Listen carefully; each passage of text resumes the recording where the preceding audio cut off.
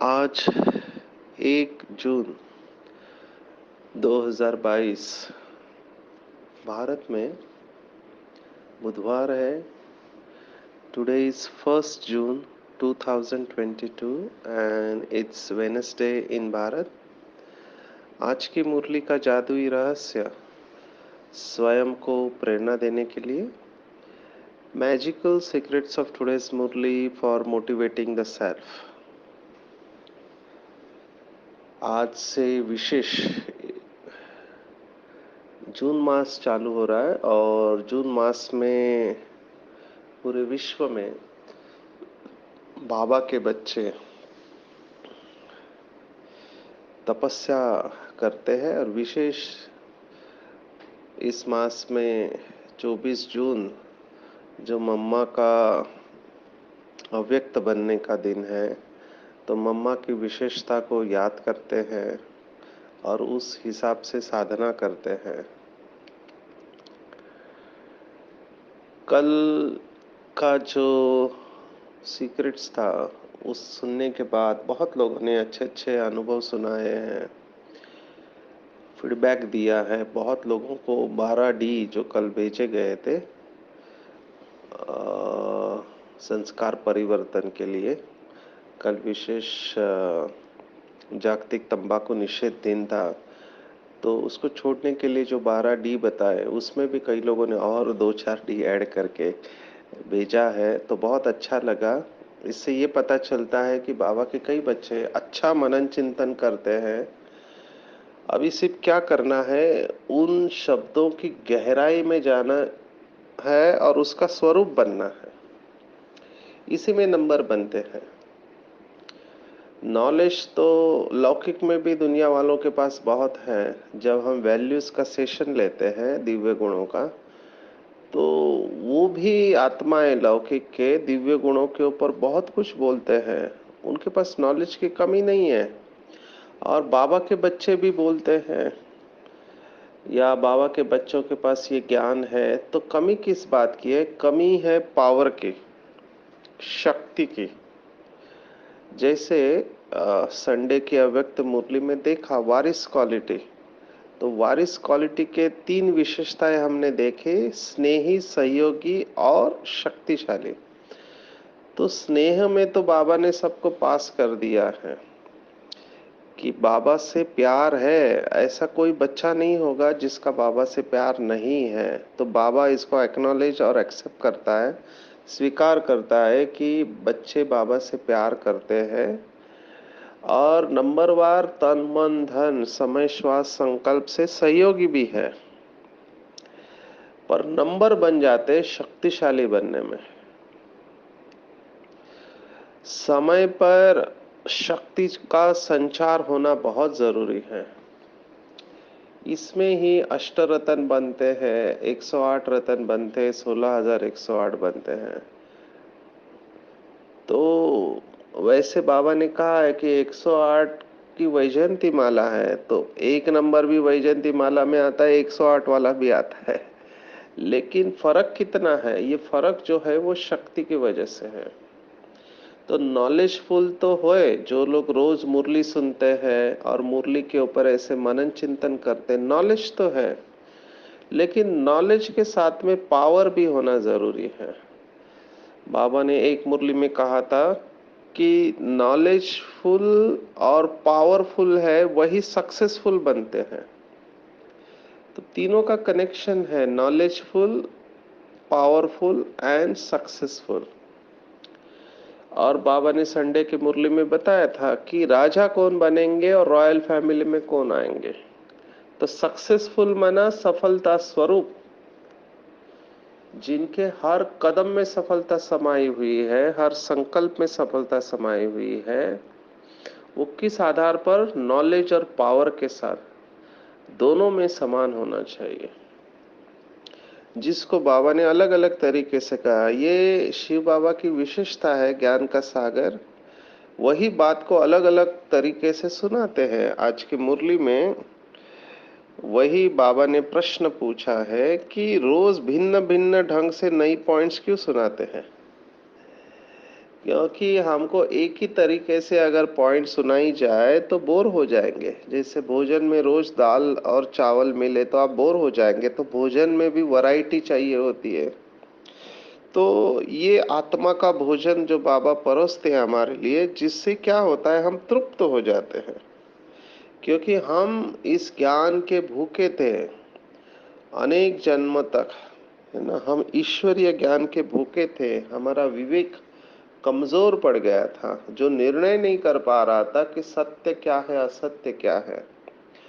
अभी जो भी बाबा के बच्चे बने हैं संगम युग पर, जिनकी बुद्धि ने ये निर्णय दिया है, जिनकी बुद्धि ने ये महसूस किया है कि ये वही बाबा है, ये वही ब्राह्मण परिवार है और ये वही संगम युग का श्रेष्ठ समय है, अब नहीं तो कब नहीं, ये जिनकी बुद्धि ने महसूस किया है, वो तुरंत पुरुषार्थ में लग जाएंगे।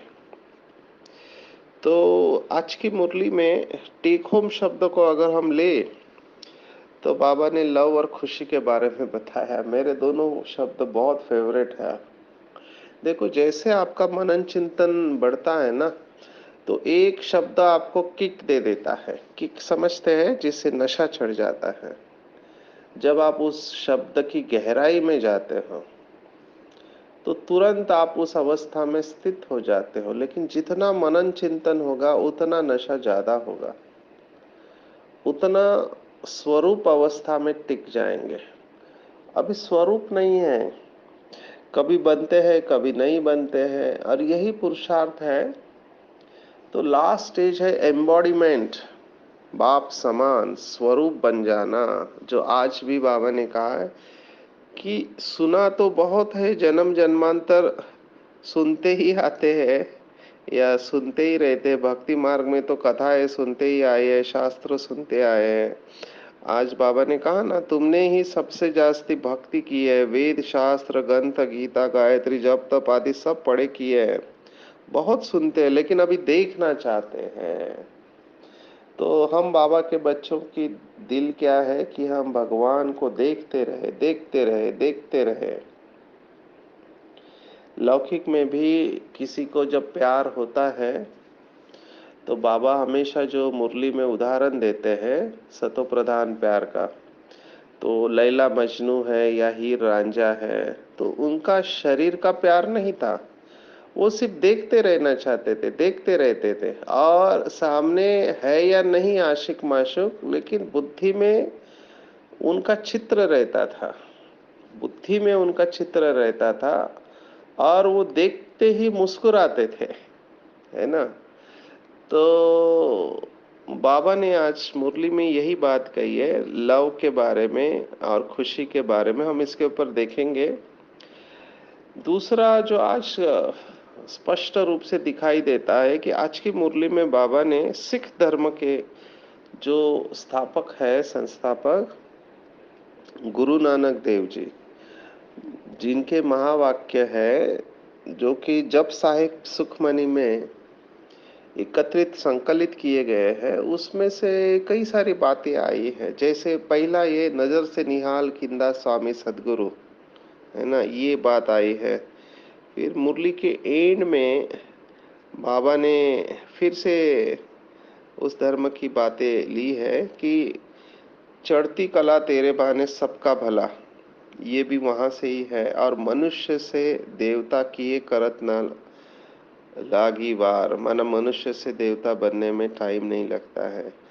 तो ये हमको इसके बारे में थोड़ा हम चिंतन करेंगे कि दो, वैसे तो बाबा सभी शास्त्रों के बारे में बताते हैं, भगवत गीता के बारे में बताते हैं।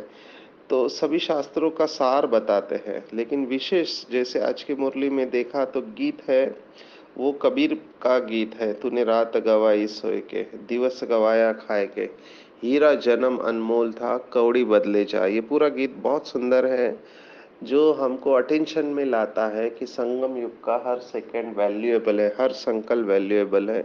तो कबीर का है, गुरु नानक देव जी का है। तो ऐसे बाबा अलग अलग तरीके से वही बात पक्का करते रहते हैं। संन्यास धर्म को भी आज याद किया है, तो हम इन सब का कनेक्शन देखेंगे। दलाल ये शब्द और रूहानी सगाई, ये दोनों शब्द बहुत सुंदर है। इसके ऊपर भी हम समय मिला तो जाएंगे। फिर बाबा ने कहा कि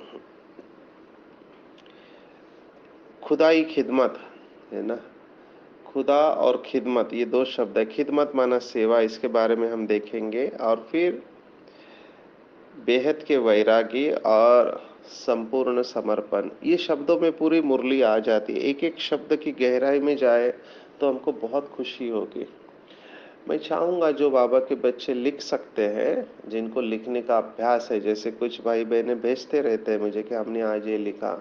सबका तो मैं पढ़ नहीं पाता हूँ, लेकिन इतना ज़रूर पता चलता है कि ये भाई बहनों में बहुत नशा है और बाबा की मुरली के ऊपर चिंतन करते हैं। तो लिखने की आदत ज़रूर डालनी चाहिए, बाबा की मदद मिलती है। कई भाई बहनें बाबा को रोज़ खत लिखते हैं, रोज़ खत लिखते हैं।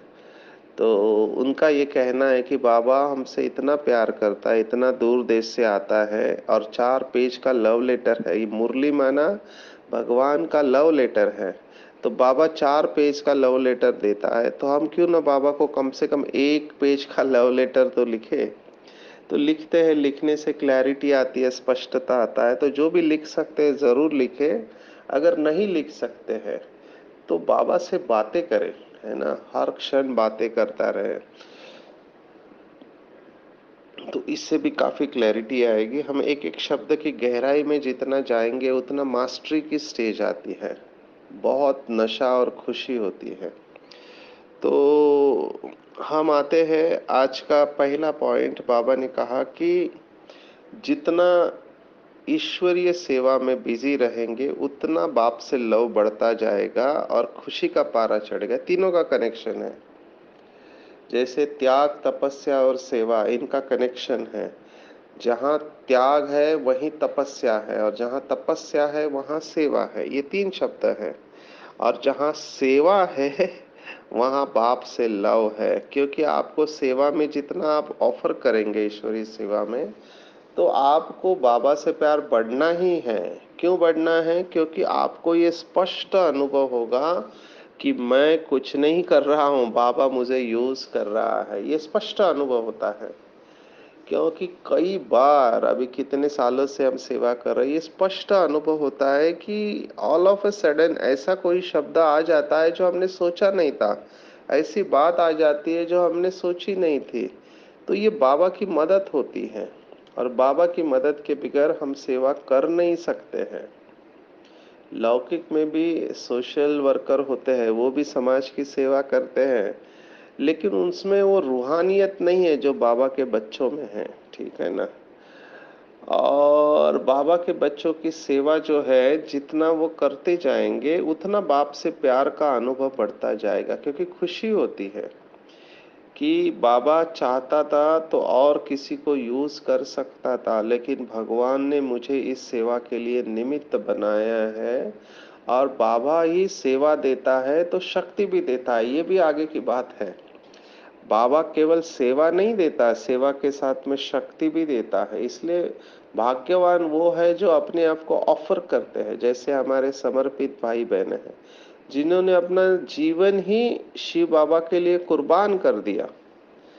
तो उनको तो खुशी रहती ही है, लेकिन आप सोचो, घर गृहस्थ में रहने वाले हैं, जो परिवार में रहते हैं, माताएं भाई है, तो वो उनको कितनी खुशी होगी कि हम तो रोल मॉडल है समाज के सामने, हर घर गृहस्थ में रहते हुए, श्रीमत पर चलते हुए, लौकिक अलौकिक का बैलेंस रखते हुए वो चलते, विच इज टफर। वो थोड़ा कठिन है समर्पित भाई बहनों की वजह से। की तुलना में एक्चुअली देखा जाए तो माया कहीं पर भी आ सकती है। जैसे आज बाबा ने कहा ना, सामने बैठे हुए बच्चे भी भूल जाते हैं। और शास्त्रों में इसी का गायन है कि भील का पुरुषार्थ है ना, एकलव्य की जो कहानी है वो क्या कहानी है कि अर्जुन को तो डायरेक्ट गुरु द्रोणाचार्य ने सिखाया, लेकिन गुरु द्रोणाचार्य ने भील को नहीं सिखाते हैं, है ना। तो भील ने उनको आदर्श गुरु मानकर उनका पुतला बना के पुतले से प्रेरणा लेके वो सीखे हैं, ऐसी कहानी आती है। तो इसका मतलब क्या है? इसका मतलब बाबा के बच्चे जो सामने नहीं है, दूर है ना, दूर देश में है, जैसे अमेरिका है, लंदन है, कनाडा है, या अफ्रीका है, या ऑस्ट्रेलिया है, दूर है, मधुबन में नहीं है, लेकिन फिर भी बाबा के जो सामने बैठे हुए बच्चे उनसे फास्ट आगे चले जाते हैं।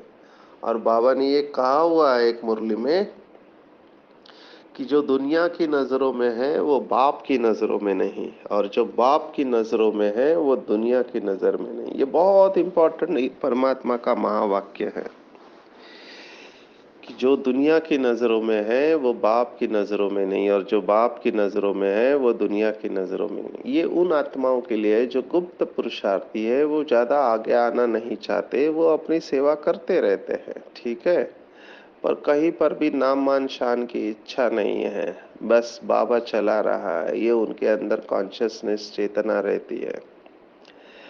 तो हम भी ऐसा पुरुषार्थ करें कि बहुत सच्ची जिगरी दिल से, और ये नहीं सोचे कि केवल भाषण करना ही सेवा है, नहीं।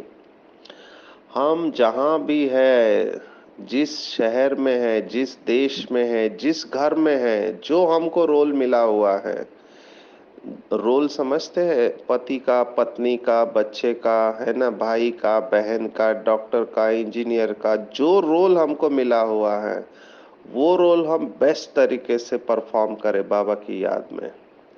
कई भाई बहनों को लगता है कि क्या करे, अभी तो गृहस्थी में है, या ऐसे है वैसे है, तो ये बुद्धि से निकाल दे। ये संकल्प जब आते हैं तो समझना चाहिए अभी तक ज्ञान को यथार्थ रूप में समझा नहीं है। जिस घर में हम हैं, जो भी हमको रोल मिला हुआ है वो हमको बाबा ने दिया हुआ है। इस तरह से इसको देखे कि वो घर नहीं है लेकिन बाबा का सेंटर है। जैसे समर्पित भाई बहने सोचते हैं कि मैं इस सेंटर के लिए निमित्त हूँ, है ना, निमित्त सेवाधारी आत्मा हूँ, ये सोचते हैं, और मुझे यहाँ के आत्माओं की सेवा करनी है। ऐसे ही जिस घर में हम हैं वहां पर हमें सोचे कि ये बाबा का घर है, बाबा का सेंटर है। समझो किसी घर में माता अकेली ज्ञान में चलती है, उसका पति बच्चा नहीं चलता है, या रिश्तेदार नहीं चलता है, तो ये समझे कि इस घर में बाबा ने मुझे सेवा के लिए भेजा हुआ है। ये पति नहीं, बच्चा नहीं, रिश्तेदार नहीं, ये आत्माएं हैं, मुझे इन आत्माओं की सेवा करनी है। बस जब ये कॉन्शियसनेस से आप चलेंगे तब आपको भी ऐसे लगेगा कि मैं भी समर्पित हूँ। तो जितना इस ईश्वरीय सेवा में हम बिजी रहेंगे तो बाप से प्यार बढ़ता जाएगा, क्योंकि जितनी विघ्न है, विघ्नों को दूर करने का साधन ही है लगन। जितनी हमारी लगन बढ़ती जाएगी, ये स्पष्ट अनुभव होगा कि बाबा ही मुझे चला रहा है। इतने पेपर्स आते हुए भी बाबा ने मुझे सुरक्षित रखा हुआ है। तो जितना ये महसूस होगा उतना खुशी बढ़ेगी, खुशी का पारा चढ़ता जाएगा। दूसरी बात, नजर से निहाल, ये शब्द बहुत सुंदर है। नजर से निहाल, जो अभी नजर की बात कही, तो बाबा के महावाक्य मुझे बहुत अच्छे लगते हैं, बहुत बहुत प्रेरणा देते हैं। बाबा ने एक मुरली में कहा था, जिनकी नजरों में बाप दादा समाया हुआ है, अंडरलाइन करेंगे इसे, जिनकी नजरों में बाप दादा समाया हुआ है वही दुनिया को नजर से निहाल कर सकते हैं। कितना सुंदर है। और मैं फिर से कहता हूँ, जिससे प्यार होता है वो हमेशा नजरों में समाया हुआ रहता है। जिनसे प्यार होता है वो हमेशा नजरों में समाया हुआ रहता है। अगर नजरों में नजर माना तीसरी आंख, बुद्धि में बाबा समाया हुआ है, तो हम अपनी नजरों से औरों को निहाल कर सकते। ये प्रैक्टिकल मैंने दादियों में देखा है। बड़ी दादी के नजरों में बाबा समाया हुआ था, इसलिए बड़ी दादी ने जब मुझे दृष्टि दिया तो मैं अशरीरी हो गया। ये नजर की ताकत है। लौकिक दुनिया में कहते हैं कि इसकी नजर न लग जाए।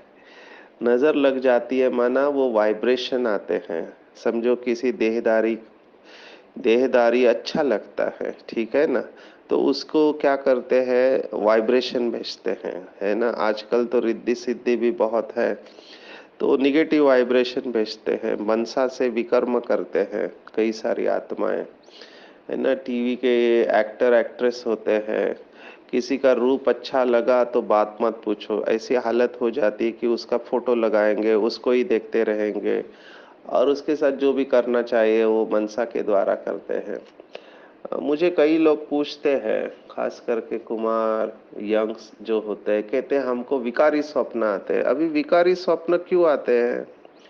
क्योंकि वो इच्छा रहती है सूक्ष्म में, तो वो इच्छा जब स्थूल में पूर्ण नहीं होती है, तो जैसे हम सोते हैं हमारा चेतन मन, कॉन्शियस माइंड है, वो शांत हो जाता है, तो सबकॉन्शियस माइंड में जो है वो उभर के आता है।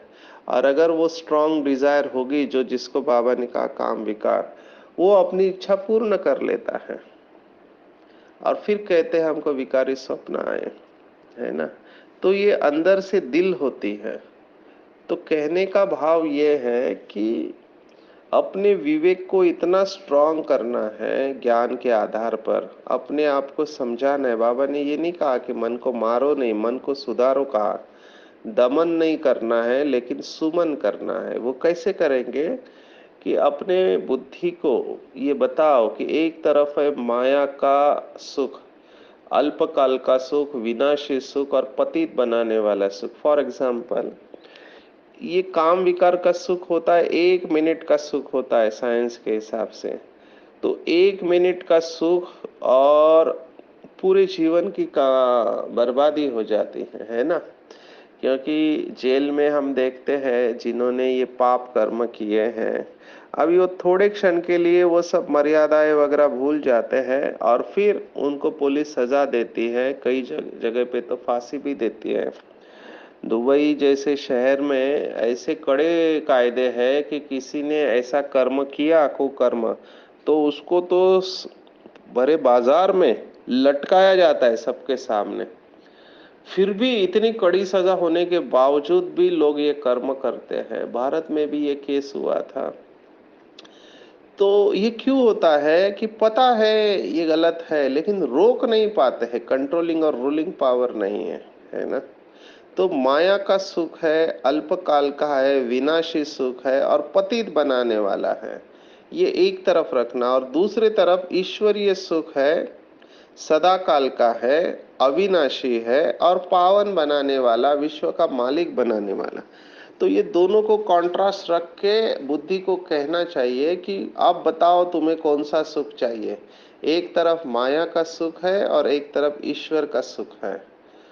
तो बुद्धि ये महसूस करेगी, नहीं मुझे माया का सुख नहीं चाहिए, मैं ईश्वर का सुख चाहती हूँ, तो डिसीजन इजी हो जाएगा, है ना। अभी होता क्या है कि बुद्धि में ये समझ तो है कि ये गलत है ये सही है, लेकिन पुरानी दुनिया, पुरानी वस्तु या पुरानी देह जो है वो आकर्षित करती है। इसलिए बाबा ने कहा ना, ये माया के साथ युद्ध है, कभी माया खींचती है कभी बाबा खींचता है। तो इसी के ऊपर आज का वरदान है कि बेहद के वैरागी बनो, है ना। जैसे हम आगे बढ़ने लगते हैं ईश्वरीय मार्ग में, वैसे माया भी रुस्तम होते जाती है। शुरुआत में तो बड़े बड़े पेपर आते हैं, लेकिन जैसे आगे बढ़ते हैं तो पेपर भी सूक्ष्म होते जाते हैं। जिसको बाबा ने आज कहा कि मेरी बुद्धि, मेरी विशेषता को आपने सेवा में क्यों नहीं लगाया, और ये मेरा ही फेरा है, मेरा ही बोझ है। बाबा ने स्पष्ट कहा, ये तुम्हारा कहाँ से ये तो ईश्वर की सौगात है ना। लौकिक में भी कहते हैं कि प्रभु प्रसाद जो होता है वो बांट कर खाना चाहिए। तो बाबा ने ये विशेषता दी ना, और पहले विशेषता हो भी, लेकिन बाबा की याद से वो आगे बढ़ी है ना। तो उसका अभिमान नहीं होना चाहिए कि मैंने ये सेवा की, नहीं, बाबा ने कराई। हमेशा ये भाव रखना चाहिए कि करण करावनहार बाबा है। जो भी अच्छा किया बाबा को अर्पण कर दो कि वाह बाबा वाह, आपने कमाल कर दिया। तो ये मेरेपन को अर्पण करेंगे, तभी बेहद के वैरागी आत्माएं कहे जाएंगे। नहीं तो सूक्ष्म में अभिमान आएगा तो आपको भारी कह देगा। तो ये महापाप बाबा ने कहा है, परमात्मा देन को मेरा कहना महापाप है। तो ऐसा पाप कर्म नहीं करना है। जो भी बाबा के बच्चे इस समय है, ऐसा एक भी बच्चा नहीं है जिसके अंदर कोई भी विशेषता नहीं हो। कोई ना कोई विशेषता जरूर है बाबा के बच्चों में।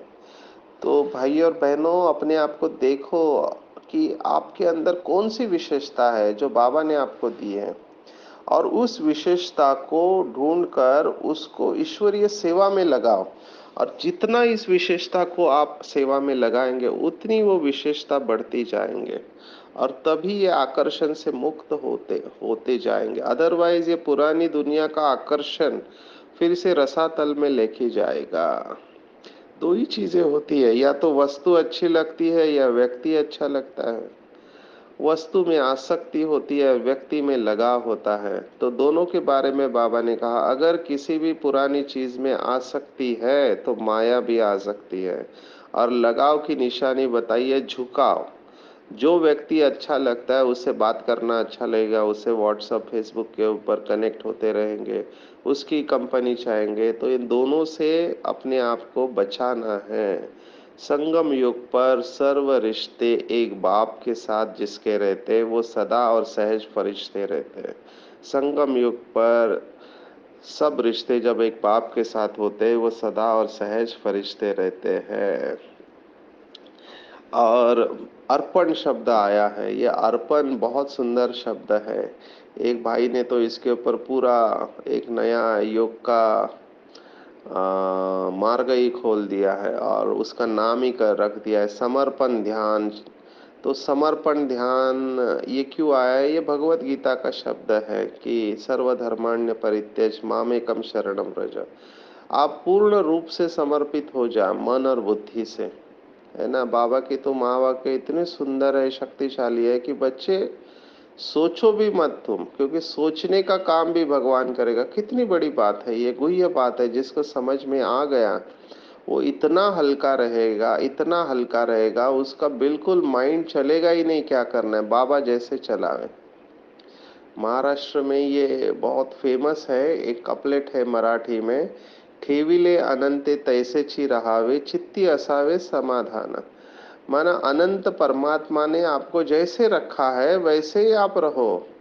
तो अनंत परमात्मा, माना अनंत माना रूप में अनंत नहीं है, वो शक्तियों में अनंत है, जिसकी महिमा की नहीं जा सकती शब्दों में। तो ऐसे अनंत परमात्मा ने आपको सोल कॉन्शियस रूप में रखा है ना, जब भेजा था। तो जैसे उसने भेजा था, जैसे वो हमको देखता है संपूर्ण स्वरूप में, उसी अवस्था में हम रहेंगे तो हमेशा आप समाधान स्वरूप अवस्था में रहेंगे। तो बहुत अच्छा है ये बात, अर्पण करना। कभी भी ये थॉट भी नहीं आना चाहिए कि बाबा पता नहीं कैसे होगा, मेरा क्या ड्रामा में पार्ट है, पता नहीं मेरा बंधन टूटेगा नहीं। बिल्कुल नॉट अ सिंगल थॉट। बाबा चला रहा है। तेरे फूलों से भी प्यार तो तेरे कांटों से भी प्यार, मैंने अपना जीवन बाबा को दे दिया है। मन बुद्धि और संस्कार बाबा को अर्पण कर दिए। अभी उसकी मर्जी, मेरी कोई मर्जी नहीं है। जो अल्लाह की मर्जी वही मेरी मर्जी है। बाबा मुझे जैसे चलाना चाहो चलाए, मेरे किसी से कोई शिकायत नहीं है। मैं हमेशा शुक्रिया मोड में हूँ।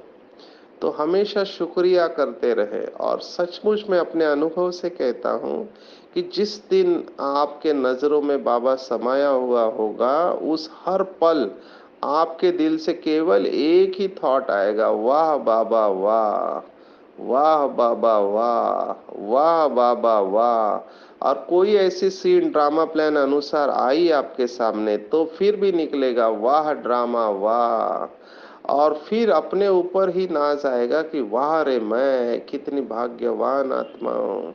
तो ये सब नेचुरली होता है। तो शुरुआत है कि बाबा ने कहा किसी भी बात में मूंझना नहीं है, निश्चय को पक्का रखना है, कर्मयोगी बनकर चलना है ना, विचार सागर मंथन करना है और ईश्वरीय सेवा में रहना। केवल ये एक थॉट कि मैं विश्व की सेवा पर उपस्थित हो और बाबा मुझे चला रहा है, फिर से कह रहा हूँ, बहुत फास्ट जो जाना चाहते हैं, लास्ट सो फास्ट और फास्ट सो फर्स्ट आना चाहते हैं, वो केवल इस एक बात के ऊपर मास्टरी करे, इसकी गहराई में जाए कि बाबा मुझे चला रहा है। बस जो बाबा का संकल्प वो मेरा संकल्प, बाबा और बाबा की मुरली, इसके अलावा बुद्धि में और कोई भी बात नहीं आए। अवस्था इतनी सुंदर होगी कि आप हमेशा खुशी में रहेंगे।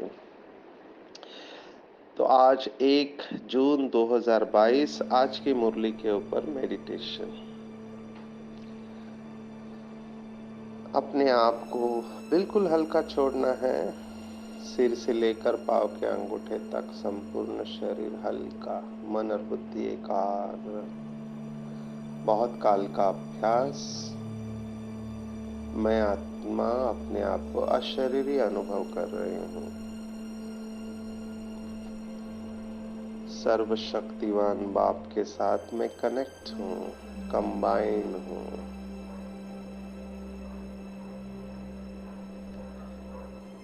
बाबा की नजर मेरे ऊपर है। बाबा ने अपने नजरों से मुझे निहाल कर दिया।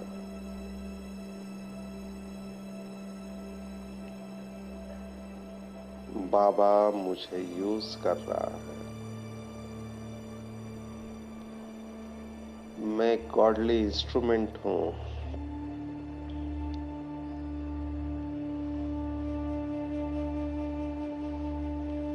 बाबा ने मेरी जन्म जन्मांतर की दिल पूरी कर दी है।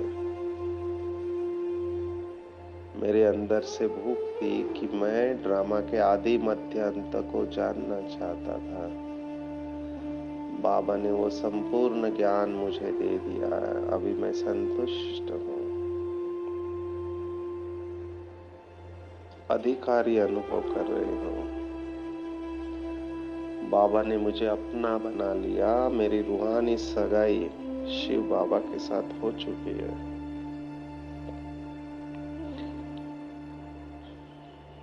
मेरा संपूर्ण निश्चय है कि ये वही बाबा है, ये वही ब्राह्मण परिवार है और मैं भी वही कल्प कल्प की विजयी रतन आत्मा हूँ।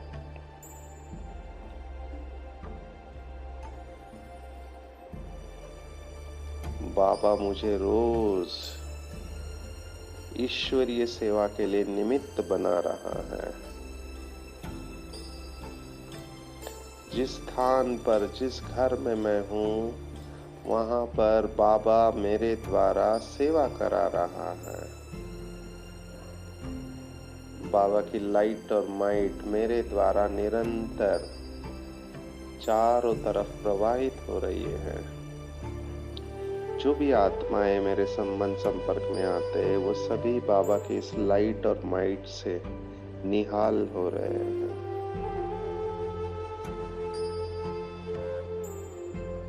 मुझे स्पष्ट अनुभव है कि पुरानी दुनिया गई की गई। मैं आत्मा बाबा के साथ घर चलने के लिए तैयार हूँ।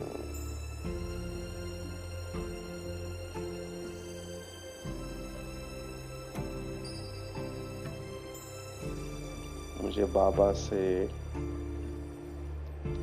बल प्राप्त हो रहा है क्योंकि मैंने सब कुछ बाबा को अर्पण कर दिया। बाबा ये सब कुछ आपका है, ये शरीर भी आपका है, आत्मा भी आपकी है, आप इसे जैसे चलाना चाहो चलाओ।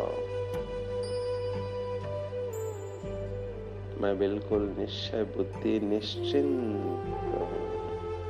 मुझे बहुत अच्छा लग रहा है, मैं संतुष्ट हूँ, प्रसन्न हूँ। ओम शांति शांति शांति। सर्वशक्तिवान बाप हमेशा मेरे साथ है। उसने अपना वरदानी हाथ मेरे सिर के ऊपर रखा है। बाप दादा मुझे दृष्टि दे रहे हैं। बाप दादा की नजरों से शक्तिशाली किरणें रेजिस के रूप में मेरे अंदर समाते जा रहे हैं। बाबा से निकलने वाली पवित्रता की किरणें इतनी पावरफुल है कि मुझ आत्मा के अंदर जन्म जन्मांतर के जो पाप कर्म है वो भस्म हो रहे हैं। मैं आत्मा स्वच्छ और पवित्र बनते जा रही हूँ। बाबा ने अपना वरदानी हाथ मेरे सिर के ऊपर रखा है और बाबा मुझे कह रहे हैं, बच्चे मूंझो मत। सब कुछ करते हुए कर्मयोगी बनकर रहो और सदा ईश्वरीय सेवा में तत्पर रहो। तुमने कल्प कल्प विश्व का कल्याण किया है। तुम्हारे साथ मेरी सर्व शक्तियां है, मेरा सर्व बल तुम्हें प्राप्त है, तुम्हारी विजय निश्चित है। बाबा से नजर मिलाते हुए मैं आत्मा खुश हो रही हूँ। मेरी खुशी का पारा चढ़ता जा रहा है और बाबा को दिल से धन्यवाद दे रही हूँ। मेरा बाबा, मीठा बाबा, प्यारा बाबा और दुलारा बाबा, सच्चा बाबा और अच्छा बाबा, दयालु बाबा, कृपालु बाबा, वाह बाबा, शुक्रिया बाबा, शुक्रिया। अच्छा, ओम शांति।